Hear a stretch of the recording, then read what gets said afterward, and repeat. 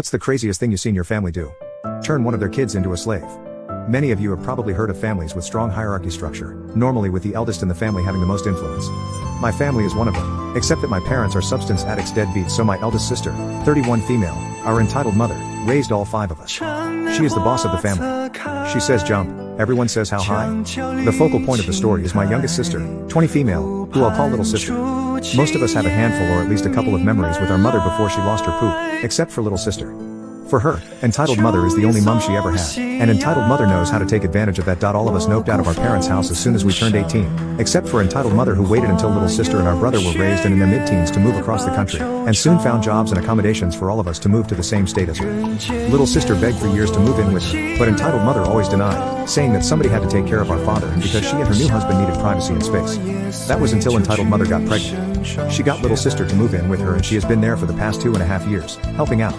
Now to the story. Entitled father's family wanted to visit for a couple of weeks, so little sister had to stay with me for that time so that they could use her room. It's worth noting that entitled mother didn't ask or let me know about it, she just dropped little sister off. One day she saw me studying for my master's degree and said something about how she always wanted to go to college and this is how it went. So why don't you? Little sister says oh, I talked to entitled mother about it but she said not everyone is the college type and that I wouldn't have time to work, study and take care of niece at the same time. And it's expensive. Most people work and study and at the same time, and she can put niece in a daycare. I'm sure it wouldn't be that much more expensive than what she's already paying you. She doesn't pay me.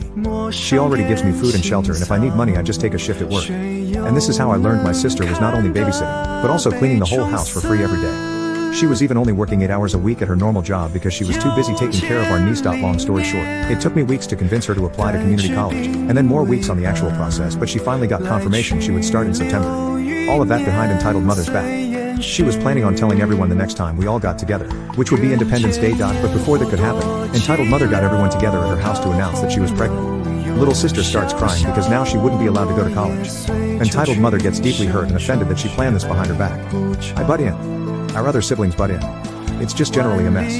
How could you do this to me? Who's going to take care of the babies? I can't believe you'd be so selfish. If you like her so much, go stay with her. These were all some of the things she said. She kicked me and little sister out, who stayed with me until they made peace. Both of our siblings reached out, one to say that I should have minded my own business, and other to tell me she was on my side but wouldn't say anything. After that little sister moved back with her and didn't go to college. But they agreed she would get paid $6 an hour and be allowed to take more shifts at her job until the baby is born, and then go to real college after the child turns 1 year old. I know it's messed up, but all of them, especially little sister, worship entitled mother like a god. I waited a year to act on my revenge, making sure my sister had saved enough money to live on her own. First, what I did was research the legality of paying a homeless person in food and shelter.